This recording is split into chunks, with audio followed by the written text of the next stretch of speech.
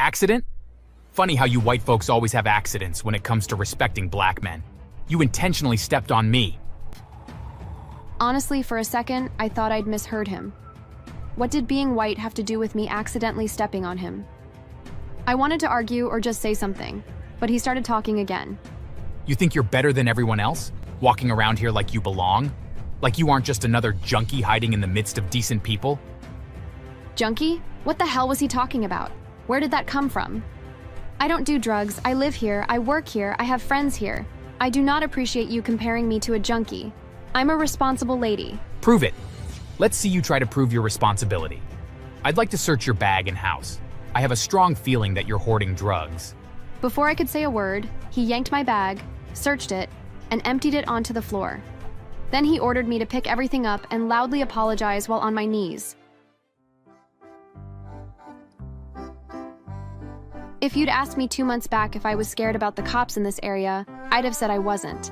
I had lived in this neighborhood for years.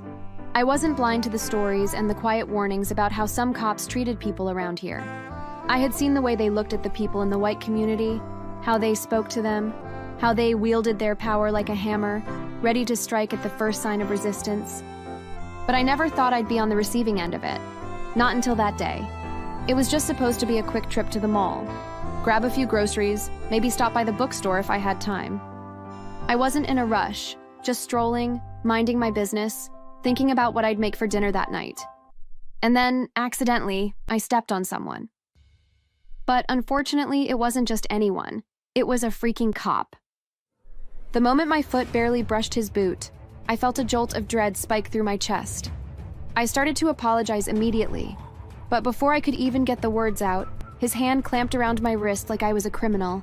You've got some nerve stepping on a uniformed man. I froze in fear. His grip was tight, uncomfortably so.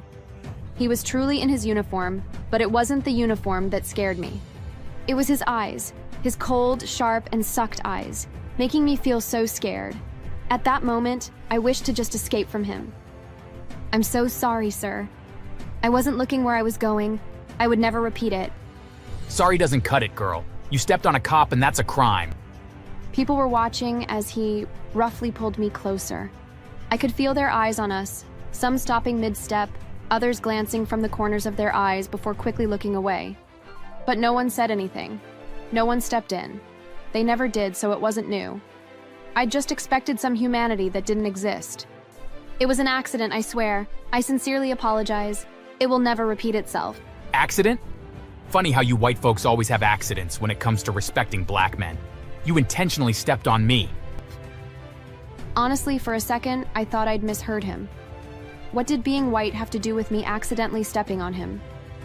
I wanted to argue or just say something, but he started talking again.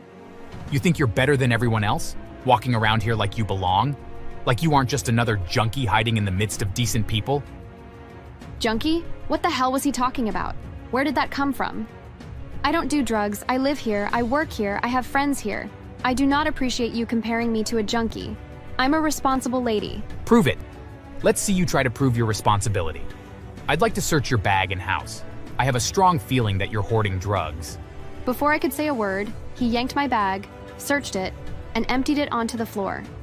Then he ordered me to pick everything up and loudly apologize while on my knees. You have no right to do that. Do you even have a warrant? Why would you call me a drug addict when we're just meeting for the first time today? And accidentally, for that matter. Listen to me, young woman. You better show me your place, or I'm going to take you to the station and give you a reason to be in jail. I felt so afraid. It wasn't normal and it wasn't right. I knew I should have pushed more and stood my ground, but that was impossible. The way he was looking at me was as if he was waiting for me to push back, like he was waiting for an excuse to have something strong against me. I knew better than to argue, so I agreed to show him my place. He pushed me into his car. I'd hoped it would just be to see the building and leave, but he had other plans. When we finally reached the building, he demanded to follow me into my apartment. I didn't want to, but because I was still trying to evade trouble, I allowed him in. Once he entered, he started looking and moving around. He went to my bookshelves, my small kitchen, my bedroom, everywhere. He walked through my living room like he owned the place. I kept quiet, watching him do everything he wanted. Finally, After what seemed like forever, he stopped. No drugs, huh? That's strange. Y'all white kids are nothing but junkies. I don't think you should associate that with my race. I know quite a lot of black junkies too. I will ignore you only because you're clean. Kindly mind yourself from now, else I won't hesitate to arrest you next time. I didn't say anything until he finally left my house. That was only when I felt relieved. I thought it had ended. Unfortunately, it hadn't. He turned out to be a creep. When it started, I brushed it off as being just paranoia. But it didn't go away. Every time I stepped outside, every time I walked to work, every time I unlocked my apartment door, the feeling of being watched overwhelmed me. When I left for work in the morning, there were footsteps behind me. If I looked back, I wouldn't find anyone. Inside my own apartment, I felt it the most. While I cooked dinner, I would feel someone's eyes on me. But if I checked, there'd be no one there. When I took a shower, I would feel someone watching me. I could hear movement sometimes. It was so scary, but I couldn't tell my friends because I didn't have anything to confirm. I didn't want to be told that I was hallucinating because I knew I wasn't. At night, while in my bedroom, I swore I could hear something. I kept trying to tell myself I was overreacting, but I knew I wasn't. I just needed a confirmation that I wasn't imagining things. One night, I received my confirmation. I was in my living room having dinner when my door was pushed open and the least person I expected to see walked in. It was the cop from last time. The same one who had accused me of being a junkie and searched my apartment without a warrant. Only now, he wasn't wearing his uniform. He reeked of alcohol as he staggered into my apartment like he had every right to be there. I was so scared. "What the hell? Why are you in my house? Get out!" He didn't listen. He started walking even closer to me. I've been watching you, you know? "You need to leave. Now, get out of my house." Why would I leave when I finally have you all to myself? I don't have to sneak around. I grabbed my fork out of fear. "You come one step closer, and I swear to God, I will stab you." I brandished the fork like a weapon. I could see that he was scared. Eventually, when he saw that I was going to do it, he backed off, but he promised to be back. I was awake throughout the night. The next morning, I ran to the police station as fast as my legs could carry me. But I met the shock of my life when I saw the same cop there. I didn't know that was the station he worked at. Well, look who it is. The white junkie came to pay me a visit.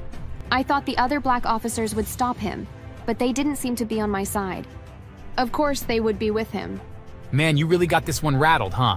Have you seen her naked yet? I doubt you haven't. They laughed. I was so close to crying. "You shouldn't be doing this. He broke into my apartment. He's been stalking me, and I'm shocked that you all know about it yet did nothing." Whoa, calm down, sweetheart. You should be lucky to have him stalking you. We have enough black women, but he chose you. They laughed again, and all I wanted was to see them get punished. You should go home, miss. You don't want to make false accusations against a good cop like him. No one will listen to you. He's not a good cop. None of you are. Now, that's a heavy accusation. And without proof? I don't know. Sounds like someone's just looking for attention. They laughed again. I burst out crying as I ran away from there. I heard the cop promising to see me tonight, but I didn't stop. Once I got home, I called one of my favorite friends. Devin was a black man, but he was a good person. I'd known him for so long, and I knew he believed in people getting justice. When he arrived, I told him everything, from the very beginning at the mall. I'd never seen Devin look so angry. How dare him? That's so unprofessional. It's his job to protect you, not harass you. That's a very punishable offense, and he won't be escaping it. I'm calling my uncle. Devin's uncle was the chief of police. The man was also a good man. I'd heard about different people getting justice through his help. While the phone rang, I prayed for the man to ask help me. He was the only one who could punish those bastards. When the man answered the call, Devin explained the situation. I was so happy when his uncle wanted to send officers immediately, but Devin stopped him. Not yet. He needs to learn something first. I will teach him a lesson. I asked Devin what the lesson was, and he told me his plan. I was sure that the cop would definitely come by because he said it back at the station. We got everything ready for our plan, just in case he came. Devin stayed the night. We waited. Deep down, I was really hoping he would come. I needed to deal with the issue and end it all. Fortunately, around midnight, the door was forced open again. Well, you don't have a fork this time. I'll see what will save you. He didn't see Devin at first, but when he did, it was too late.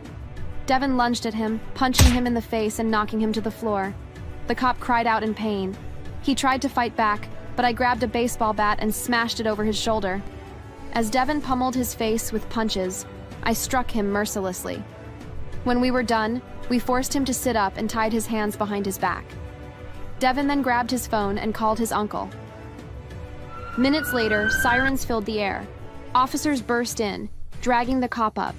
His lip was split, his face swollen. We didn't end it there. We took him to his station and I pointed at the other cops who mocked me. They were all arrested. The next day, his arrest was everywhere. News channels, papers, social media. At trial, the evidence was clear. The scratches on my door, Devin serving as a witness, the footage from the station where they mocked me. Devin's uncle made sure every detail was exposed. The cop got 5 years for stalking, harassment, and abuse of power. His accomplices got 3 for covering up his actions. Their badges were stripped. Their names were blacklisted. They weren't just fired. They were humiliated. I watched them without pity as they were led away in cuffs. Justice was served, but I still moved away 2 months later because I was traumatized. A few months later, while I was in a different state, Devin called me with some news. Rumors were circulating about what had happened to the cop in prison. From the moment he arrived, the whispers began. That's the cop from the news. 5 years ain't long enough for what he did. We're gonna make sure he pays every day. At first, he tried to act tough, walking with the same arrogance he once had in uniform. But behind those prison walls, there was no badge to protect him, only enemies. The inmates knew what he had done to countless white women. Some of them had even been locked up because of him. His nights were the worst. Sleep became impossible. Every creak, every whisper sent his heart racing. Someone scratched at his cell door at random hours, whispering his name just to mess with him. His nerves were shot, his body always tense, waiting for the next attack. Then came the messages. A note left on his bunk read, "Dead men don't need to eat." A carving on the wall said, "Payback's a bitch, ain't it?" One night, he woke up to find his mattress slashed. His clothes were stolen, forcing him to beg for spares. His food tray was knocked out of his hands at every meal, and if he dared to complain, it only got worse. Then came the beatings. One afternoon, he was cornered in the showers. A group of inmates blocked the exit, cracking their knuckles. You like throwing your weight around, cop? Let's see how tough you are without a gun. Blows rained down before he could even fight back. Fists, knees, elbows. By the time they were done, he was curled up on the cold tile, gasping for air, blood mixing with the water. The final blow came when an inmate set him up, falsely claiming that the cop had attacked and tried to kill him. As a result, his sentence was extended by 6 more years. Serves him right. Thanks for watching. Alana, it's David. He's dying. Kidney failure. Doctors say he doesn't have much time. They've tested us all. You're the only match. Please, he needs your kidney. I was silent for a moment, hand over my growing belly. I'm pregnant, Mom. You know that. I can't. Abort it. Save your brother. He has a future. I hung up. 3 days later, they showed up at our door. My father banged so hard the windows shook. Jordan answered. They didn't even look at him. Where's that ungrateful girl? My father roared. I stood behind Jordan. You kicked me out. You disowned me. Now you need me and suddenly I'm family again? My mom stepped forward, fake tears in her eyes. We were wrong, please. Your brother is all we have. Just give the kidney. You can have more children. Jordan lost it. Get off my property! He shouted, pushing them back. You didn't care when she was alone and pregnant. Don't come crying now. That was the last time I saw them for a long while. They spent months searching for another donor.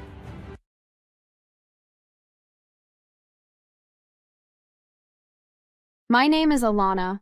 I was born into a home where the family portrait had only one person in sharp focus, my older brother David.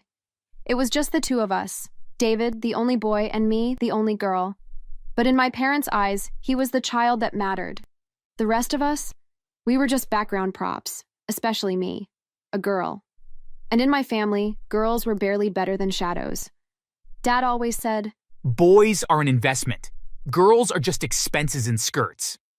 Girls don't carry the family name. They get married and disappear. my father used to say. His voice was always full of authority, like every word came from a sacred scroll.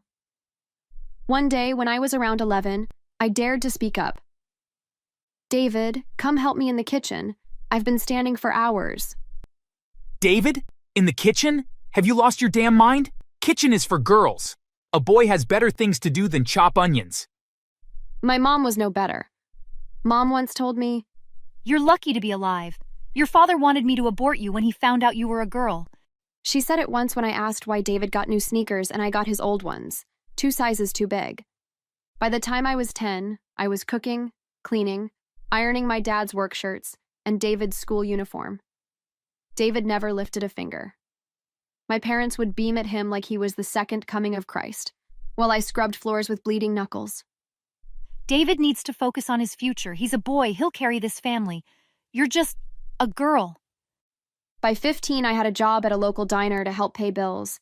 Every single penny I made went to David's textbooks, David's football gear, David's allowance. And then at 18, I met Jordan. Sweet, kind, and the first person who actually saw me. Not as David's sister, not as the housemaid. Just me. We fell in love fast, the way young people do when they're starved of love their whole life. And then, of course, I got pregnant. The day I told my parents, my father backhanded me across the face so hard I tasted blood. My mom called me a disgrace, a harlot, a damned curse upon the family. Get out, you're dead to us. My father screamed as he threw my suitcase out the door. David just stood behind them, arms folded, silent. Not a shred of sympathy on his face. Jordan took me in. His parents weren't thrilled, but they were decent people. And Jordan proposed a month later. We were both working minimum wage jobs, but we had love. And hope. Then, just 3 months before my due date, the phone rang. It was my mother. Her voice was trembling. Alana, it's David. He's dying.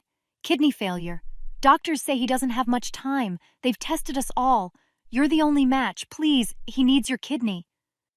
I was silent for a moment, hand over my growing belly. I'm pregnant, Mom. You know that. I can't. Abort it. Save your brother. He has a future. I hung up. 3 days later, they showed up at our door. My father banged so hard the windows shook. Jordan answered. They didn't even look at him. Where's that ungrateful girl? My father roared. I stood behind Jordan. You kicked me out. You disowned me. Now you need me and suddenly I'm family again? My mom stepped forward, fake tears in her eyes. We were wrong, please. Your brother is all we have. Just give the kidney. You can have more children. Jordan lost it. Get off my property! He shouted, pushing them back.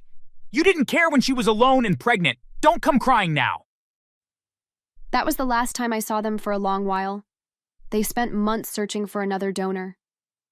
I heard they sold their car, their land, even their house trying to buy a black market kidney. They found one, flown in from some shady clinic in Eastern Europe. But it didn't work. David died 2 weeks later.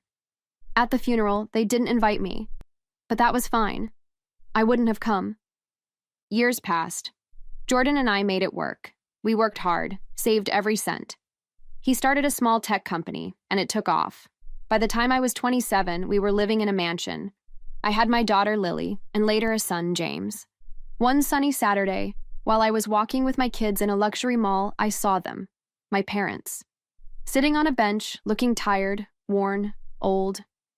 My mom had a tray of cheap fried rice she was sharing with my dad. I heard they were living in a one-room shack. After David's death and all their debt, no one helped them. Their golden boy was gone, and they had bet everything on him. I should have walked away. But revenge. Oh, revenge is delicious when it's slow-cooked.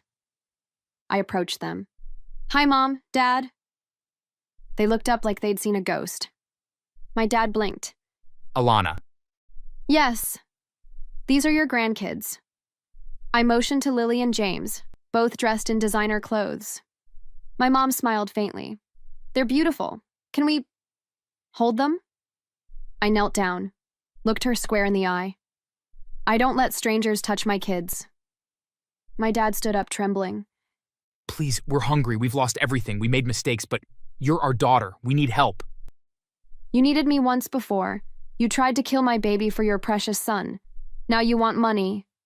Please, even a small job, cleaning, anything. And that's when the second part of my revenge began. I hired them as janitors at one of Jordan's buildings, the dirtiest one. I had them cleaning toilets for months. Not because I needed it, but because I wanted them to see me every day. Successful, powerful, and untouchable. But karma didn't stop with my vengeance. It had its own cruel sense of humor. One afternoon, I got a call from a floor manager about an incident in the basement restrooms. When I checked the security footage later, I watched it unfold like a dark comedy. Their co-worker, Devin, a loudmouthed janitor who didn't like slackers, caught them taking a break near the mop closet. Well, look at the royal family of failure. You two gonna scrub those toilets or just stare at them and cry? We're just taking a short break. Oh, is this where the mighty parents of that rich lady hide? The same ones who disowned her, begged for her kidney, and now clean her floors? Man, poetic justice stinks worse than that men's room. Please, just leave us alone. Nah, not today. See, I don't like wicked people, especially ones who tried to throw their own daughter away like trash and now walk around here like ghosts. I should post your story online. Toilet Titans. How to raise a golden boy and flush your life down the drain.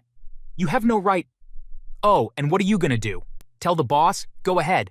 March right upstairs and tell her your coworker was mean to you while you were scrubbing a urinal. I dare you.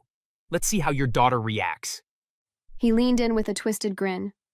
Or maybe she'll ask me to mop the floor with your dignity. Again. I watched it all. I didn't stop him. I didn't have to. Because some lessons aren't learned through forgiveness. Some are learned through filth, humiliation, and a mop soaked in regret. One day my mother asked if I would help them with rent. I fired her the next day, told security not to let her back into the building. 3 weeks later, I fired my dad too. And then for the final blow, I sent them a letter. Just one line. This is the future you said I'd never have. Twist? Jordan was never just a tech guy. He was the heir to a multinational software empire. He chose to live humbly while building his own branch. So yeah, I didn't marry rich. I married brilliant. Now we're loaded beyond belief. Private jets, villas in Europe. My kids go to elite schools. I go to spas in Bali for breakfast. And my parents? Still living in that shack.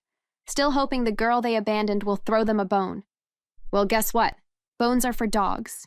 Not for parents who tried to trade my unborn child for their precious golden son. And if you're watching this, Mom and Dad, I hope the Wi-Fi works well enough in your tiny rental to stream this. Oh, and for everyone else watching this, if you like this story of poetic justice, give it a thumbs up, drop a comment about the wildest family betrayal you've heard of, and don't forget to subscribe for more juicy stories every week. Until next time, keep your kidneys to yourself.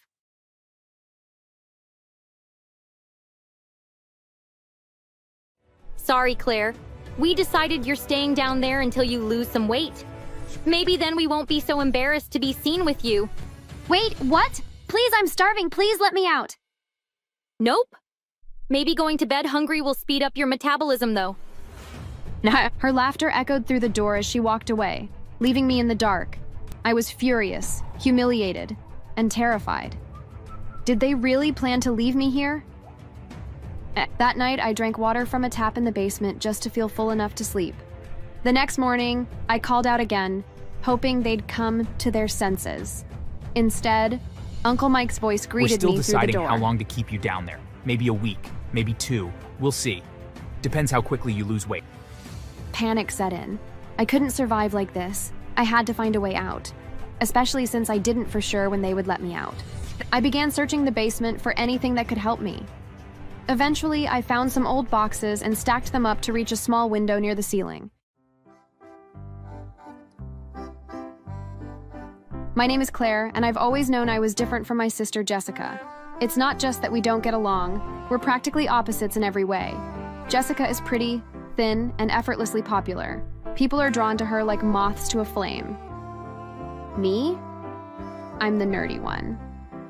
I love school. I'm more than a little overweight. and I'd rather spend my Friday nights reading than going to parties.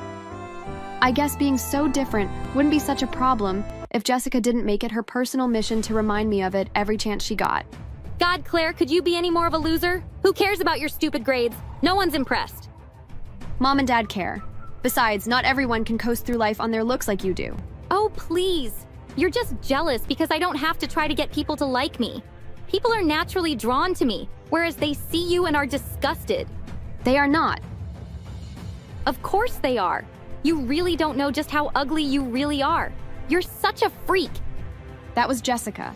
Every word out of her mouth was meant to cut me down, to make me feel small. And the worst part? It worked. I hated how she treated me, but I didn't know how to fight back. The only saving grace was our parents. They were my rock, kind, loving, and supportive. No matter how awful Jessica was to me, Mom and Dad were always there to remind me that I was special in my own way, and that they truly loved me, and that they knew that I would go far in life. But then, everything changed, and not for the better. It was a rainy afternoon when the police knocked on our door. Mom and Dad had been in a car accident, and had been rushed to the hospital with severe injuries. Sadly, they didn't make it, and they passed away while doctors tried to save them. I can't even describe the pain of hearing those words. It felt like the ground had been ripped out from under me. Jessica cried, of course. But even in my grief, I could tell there was something hollow about it. She always knew how to put on a show, and this was no different. I really didn't think she was even capable of caring about anyone else other than herself. After the funeral, our aunt and uncle offered to take us in since they were childless. At first, I thought it would be okay, and that it would be a fresh start. They were polite and seemed genuinely kind, but that kindness didn't last long, at least not for me. From the beginning, it was clear they favored Jessica. Jessica, you're such a beautiful young lady. We're so lucky to have you in our family. With looks like that, you could be a model one day. Shame that Claire didn't get the same good looks. I guess every family has a black sheep. I tried to impress them in my own way. I brought home straight A's, showed them awards I'd won, and even helped out around the house more than Jessica ever did. But no matter what I did, it was never enough. In fact, the more I did, the more they looked at me with disgust. That's nice, Claire. But have you seen Jessica's new dress? Doesn't she look stunning? School is fine and all, but you really should focus on losing a few pounds. You'd be much prettier if you tried, and people would like you far more. Don't you ever wonder how people must look at us as a family and see you and think poorly of us? It's true. Your uncle, myself, and Jessica are beautiful people, and when our neighbors see you, they must wonder how someone fat and ugly could be related to us. Their words hurt so much, and Jessica loved every second of it. She reveled in the attention they gave her and how cruel they were towards me. She made sure to rub it in my face whenever she could. Face it, Claire. You'll never measure up to me. Just stop trying. Life isn't about popularity or looks, Jessica. One day you'll be old and your looks will fade, but meanwhile, I'll still be smart and probably with a good job. As if. I'll just marry some rich man, and while you are breaking your back working, I'll be living the life of luxury. Their favoritism turned into outright cruelty. This became more common because my uncle worked for a magazine, and sometimes, due to Jessica's beauty, he would use her for makeup advertisements, earning thousands of dollars. But because I was fat, I couldn't be used, and they saw me as a burden. While they showered Jessica with new clothes and jewelry, I was left with hand-me-downs and snide remarks. It was as if I didn't exist, just an afterthought, a burden they were forced to tolerate. Then came the night that everything fell apart. One evening, Uncle Mike came home from work with big news. I've got an important client coming over for dinner tonight. He's actually the publisher of the best magazine in this state. This could be huge for my career, so I need everything to be perfect. He turned to Jessica and smiled. Jessica, make sure you wear something nice. We want to impress him, and seeing your beautiful face will definitely do just that. Then his gaze shifted to me and his smile vanished and turned into a nasty sneer. As for you, Claire, you're staying in the basement. I don't want you embarrassing us. I don't want my client to see your ugly face and think poorly of me because of it. What? But Don't argue with me. Just do as you're told. I couldn't believe what I was hearing. I wanted to scream, to fight back, but the look on his face told me it wouldn't matter. Defeated, I grabbed a couple of books and went down to the basement. Hours passed as I sat there, my stomach growling. I hadn't been allowed to eat dinner, and the hunger was unbearable. When I finally heard the front door close and realized the client had left, I made my way to the basement door, only to find it locked. I pounded on the door, calling for help. Hello? Somehow, the door got locked. Can someone please let me out? Sorry, Claire. We decided you're staying down there until you lose some weight.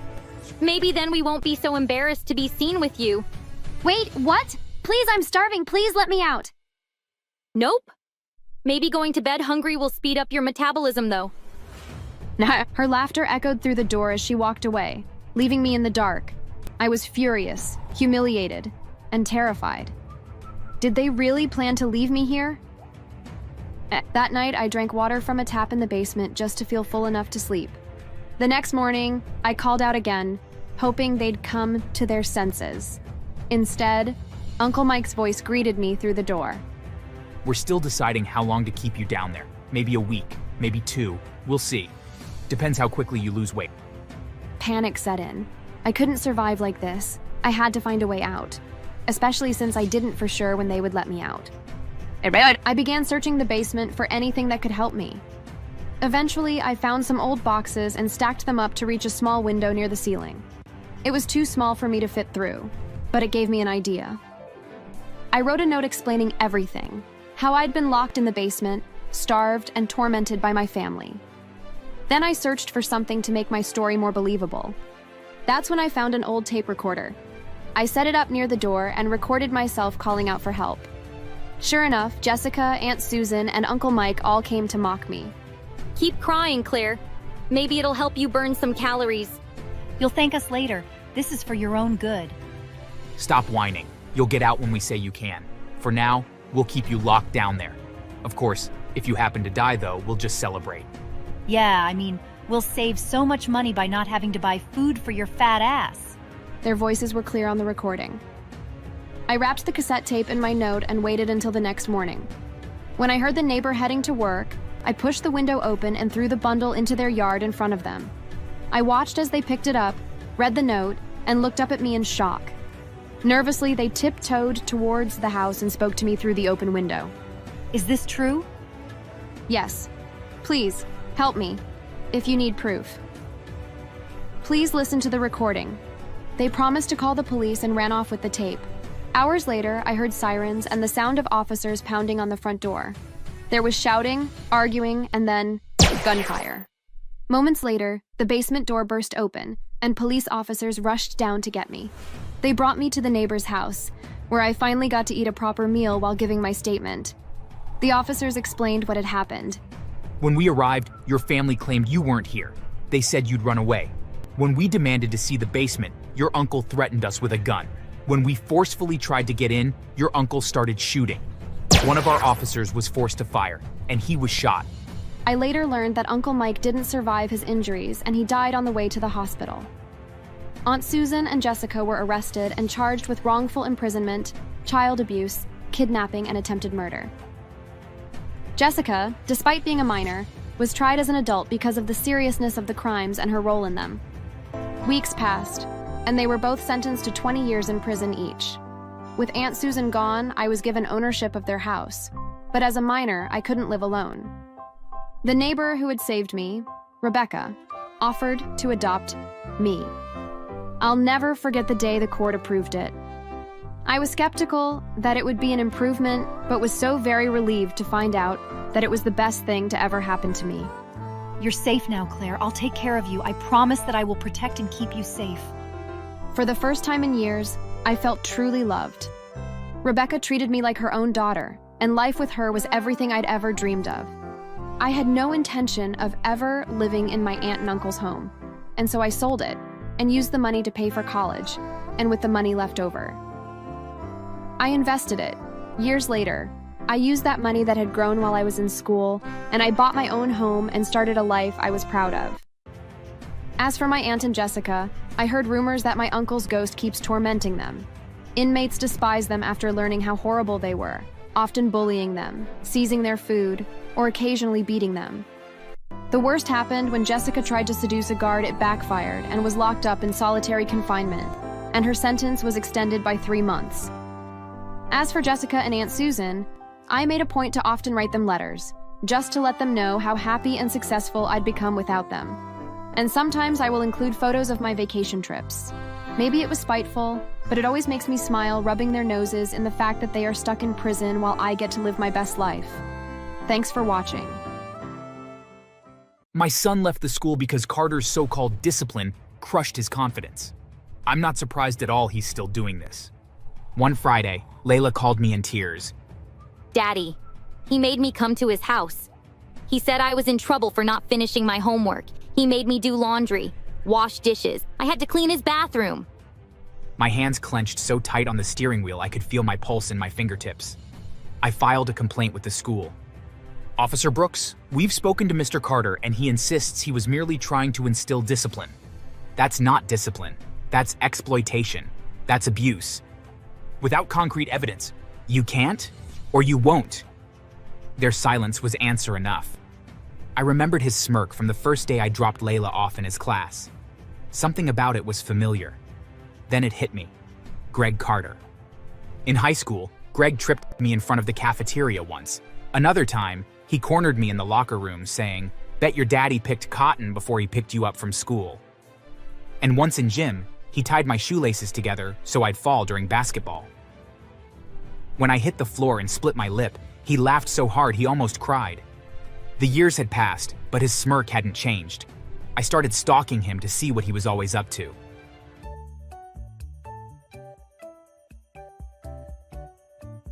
I've worn my badge for 12 years.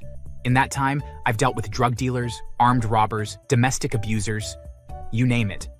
But nothing gets my blood boiling like someone hurting my daughter. Her name's Layla. She's 11, bright, funny, with a laugh that could make even the crankiest old man smile. She's also one of the few black kids in her fancy private school, one my late wife worked herself to the bone to get her into before she passed away. I promised her I'd protect Layla, no matter what. It started small. She'd come home quieter. She'd eat her dinner slower. "Baby girl, what's going on at school?" It's fine, Daddy. Don't give me that. I can tell when something's wrong. It's just Mr. Carter. He doesn't like me. At first, I thought maybe he was just strict. But then, the story started. One day, Layla told me she'd raised her hand to answer a question about the civil rights movement. I said Martin Luther King gave his speech in Washington, D.C., and Mr. Carter said, "Oh, I'm surprised you know that much. Guess you people do pay attention sometimes." Another time, he told me my braids looked unprofessional and that I was distracting other students. Daddy, my hair's just my hair. Then came the group project. I got stuck with all the hard parts, and when I asked if we could divide it fairly, he said, "Sometimes in life, you'll have to work twice as hard to get half as far." And then he winked at me. It wasn't just Layla. I heard from another parent that Carter had embarrassed a boy named Jamal in math class. "I know the answer, Mr. Carter. Math might not be your thing, Jamal. Maybe stick to something else." And another day, a girl named Aisha asked to go to the bathroom during a test. "No, I can't just have you wandering the halls. You people like to take your time." That phrase, "you people," burned into my mind. Layla came home one day looking angry, but holding it in, the way she does when she's trying not to cry. I sat down with her at the kitchen table, and she finally let it spill. "Daddy," Mr. Carter told me, and the other black kids, "Sit in the back of the class so we'd be less distracted." He said it like a joke, but everyone laughed. I felt my jaw tighten, but she wasn't done. And today, this white kid threw a paper ball at me. I threw it back, and Mr. Carter sent me to detention. He didn't even say anything to him. Hearing it from her own mouth hit harder than seeing it myself. That's when I knew I had to move from just being angry to taking action.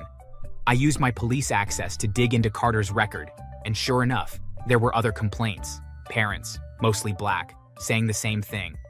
Every one of them had been dropped. I even went to talk to another black parent whose kid had been in Carter's class before. "My son left the school because Carter's so-called discipline crushed his confidence. I'm not surprised at all he's still doing this." One Friday, Layla called me in tears. "Daddy, He made me come to his house. He said I was in trouble for not finishing my homework. He made me do laundry, wash dishes. I had to clean his bathroom. My hands clenched so tight on the steering wheel I could feel my pulse in my fingertips. I filed a complaint with the school. Officer Brooks, we've spoken to Mr. Carter and he insists he was merely trying to instill discipline. That's not discipline. That's exploitation. That's abuse. Without concrete evidence, you can't or you won't. Their silence was answer enough. I remembered his smirk from the first day I dropped Layla off in his class. Something about it was familiar. Then it hit me. Greg Carter. In high school, Greg tripped me in front of the cafeteria once, sending my lunch tray flying while he shouted, "Clean up on aisle 5." Another time, he cornered me in the locker room saying, "Bet your daddy picked cotton before he picked you up from school." And once in gym, he tied my shoelaces together so I'd fall during basketball. When I hit the floor and split my lip, he laughed so hard he almost cried. The years had passed, but his smirk hadn't changed. I started stalking him to see what he was always up to. I parked across from the school in an unmarked car on my days off. I recorded him nitpicking black students, calling them out for small mistakes while ignoring worse behavior from white kids. One afternoon, I followed him after school. I watched him go into a liquor store, buy a bottle, drink from it in his car, and drive off. That gave me an idea. The next evening, I caught him leaving that same store. I hit the lights. "Evening, Mr. Carter. Been drinking tonight?" "Oh, come on, man, just one or two." "One or two is enough. You know that?" I paused, letting the tension simmer. "Heard you've been disciplining my daughter. She's got potential, just needs toughening up. That's what I do. With her, with other black kids, makes them stronger." That was all I needed to hear. A few nights later, I called him from a blocked number, told him there was a parent complaint we needed to discuss at his house. When I got there, I started recording. "Let's talk about Layla, and Jamal, and Aisha. They're weak. I'm helping them." "Helping? By making them scrub your toilet?" "If their fathers did their jobs," I stepped closer, baiting him. "Guess that's why you were always such a coward back in school, huh? Still hiding behind your little smirk? Watch your mouth." "Or what? You gonna trip me again? Tie my shoelaces?" He shoved me. I shoved back. Hard. "Stop resisting." "I'm not." I pinned him, cuffed him, and arrested him for assaulting an officer and DUI. He got a year in county jail for assault on an officer, but his real punishment started inside. I had a few words with some black inmates I trusted. Told them exactly what Carter had done to Layla and other kids. "So, you the teacher who made that little girl scrub your toilet? It's not like that." "Nah, we gonna make it like that." They made him teach them math while mocking him. "Yo, Carter, what's 2 plus 2? Bet you don't think we can answer. Better get it right or you clean in the bathroom." They gave him the worst chores, tripped him in the cafeteria, called him Mr. Tough Love every time he walked past. When I saw him a year later at his release hearing, he looked smaller, quieter. The smirk was gone. "You set me up." "Nah, you set yourself up years ago when you decided being a bully was your life's work." Carter thought prison was the worst thing that could happen to him. He was wrong. After he got out, he tried to keep a low profile, but I wasn't done. Not by a long shot. One morning, he woke up to find his front yard covered in trash, empty detergent bottles, old socks, and school papers. Someone had spray painted "back of the class" in giant letters across his fence. Even better, a clothesline strung between his trees was covered in stained shirts and pants, swaying in the breeze like the laundry he'd once forced my daughter to wash at his house. He never knew who did it, but I smiled every time I drove past. Then there was the reunion.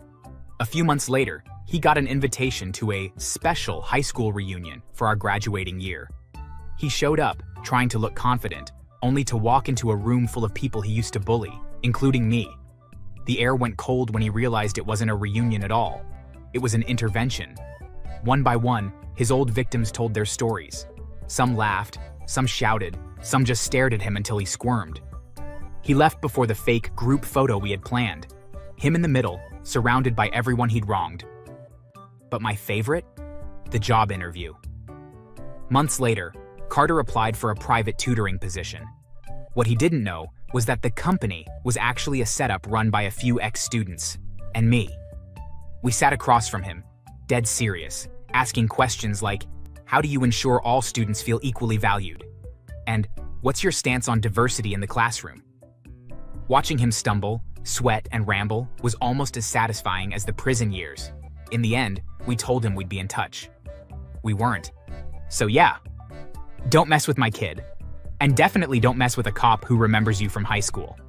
If you liked hearing how a racist bully ended up cleaning toilets for the very people he looked down on, hit that like button, subscribe, and maybe share this with a teacher who actually cares about their students.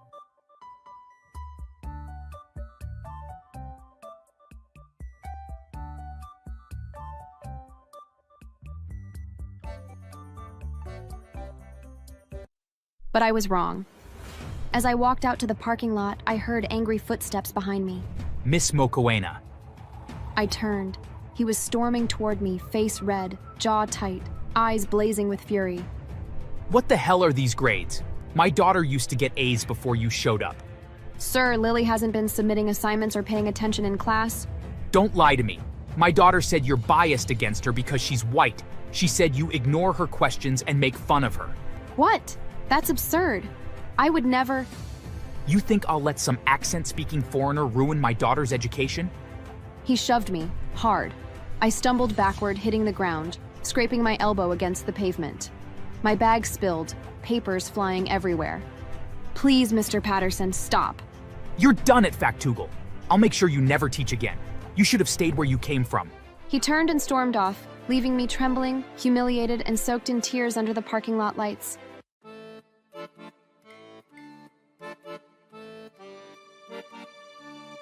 My name is Miss Thandi Mokoena, a proud black woman from South Africa, raised here in the United States since I was 11. I've been teaching elementary students for 8 years now, but my current school, Factugal Academy, is the kind of place that can break even the strongest teacher. The kids come to school in limousines, wear designer backpacks, and talk about family vacations in Monaco. But beneath all that polish, some of them are rotten to the core. And the most spoiled of them all was Lily Patterson, the girl who made me question why I ever became a teacher in the first place. Lily was the only child of Richard Patterson, a wealthy businessman. Her mother died giving birth to her, and her father had raised her like royalty. Anything she wanted, she got. Anything she didn't like, she destroyed. The first day she entered my classroom, I felt a chill. She was pretty, yes. Blonde curls, shiny shoes, a smug little smile. But her eyes had that look. The look of a child who'd never heard the word no. Hi, my dad says I can sit anywhere I want. So I'm taking the seat by the window. Of course, Lily. Welcome to Factugal Academy. I'm Miss Mokoena. Mokoena? That's a weird name. Where are you from again? I'm from South Africa. Oh, so that's why your accent sounds funny. My dad says people from there talk like cartoons. The class giggled. My stomach twisted, but I smiled through it. Well, I hope my cartoon accent helps you learn something special this year. You'll see. From that day on, my job turned into a war zone. Lily mocked my accent every chance she got. Did you hear her say maths instead of math? That's so weird. He sounds like those people in documentaries my dad watches. The ones with the animals. The class laughed again. I wanted to discipline her, but I knew how untouchable she was. When I sent her to detention, she complained to the principal, and suddenly, I was the problem. Miss Mokoena, you have to be patient. Lily's father is one of our top donors. Sir, she disrupts lessons every day. She mocks me. She mocks other students. She's just a child. You know how kids can be. Try to manage her. Try to manage her. That's all anyone ever said. Meanwhile, Lily was getting worse. She'd refuse to do homework, throw tantrums, and accuse me of picking on her. One afternoon, after she insulted another student's clothes, I asked her to apologize. I'm not apologizing. She looked poor, and I said the truth. Lily, that's cruel. You'll apologize or you'll stay after class. Then I'll tell my dad you screamed at me and called me names. The next morning, she did exactly that. Thandi, Mr. Patterson called. He says Lily came home crying, saying you embarrassed her. What? That's not true. She bullied another student. Miss Mokina, please. Just keep things calm. We can't upset Mr. Patterson. It was clear. At Factugal Academy, money spoke louder than the truth. But the day that broke me came during the semester report card week. Lily had failed 3 subjects. I stayed late one evening to prepare her grade summaries, praying her father wouldn't come after me. But I was wrong. As I walked out to the parking lot, I heard angry footsteps behind me. Miss Mokoena. I turned. He was storming toward me, face red, jaw tight, eyes blazing with fury. What the hell are these grades? My daughter used to get A's before you showed up. Sir, Lily hasn't been submitting assignments or paying attention in class. Don't lie to me.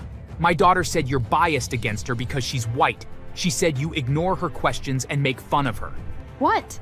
That's absurd. I would never. You think I'll let some accent-speaking foreigner ruin my daughter's education? He shoved me, hard. I stumbled backward, hitting the ground, scraping my elbow against the pavement. My bag spilled, papers flying everywhere. Please, Mr. Patterson, stop. You're done at Factugal. I'll make sure you never teach again. You should have stayed where you came from. He turned and stormed off, leaving me trembling, humiliated, and soaked in tears under the parking lot lights. I went to the police the next morning and filed a report. But before the investigation could begin, I was called into the principal's office again. Thandi, please, drop this. Mr. Patterson is threatening to sue the school. He attacked me. Without video evidence or witnesses, it's your word against his. And if this escalates, the school board might have to reconsider your employment. That night, I sat in my apartment and cried until my eyes burned. God, you see everything.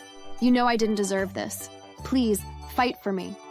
I went to bed with swollen eyes, praying for peace or justice. 3 weeks later, my prayer was answered. I was in the teacher's lounge grading papers when I heard 2 teachers whispering. Did you hear? Mr. Patterson got arrested. What? For what? They said his DNA matched something at a crime scene, like a robbery or something. A cigarette butt he threw near the site matched their evidence. You're joking. Nope, it's all over the news. Factugal's golden donor is in jail. I froze.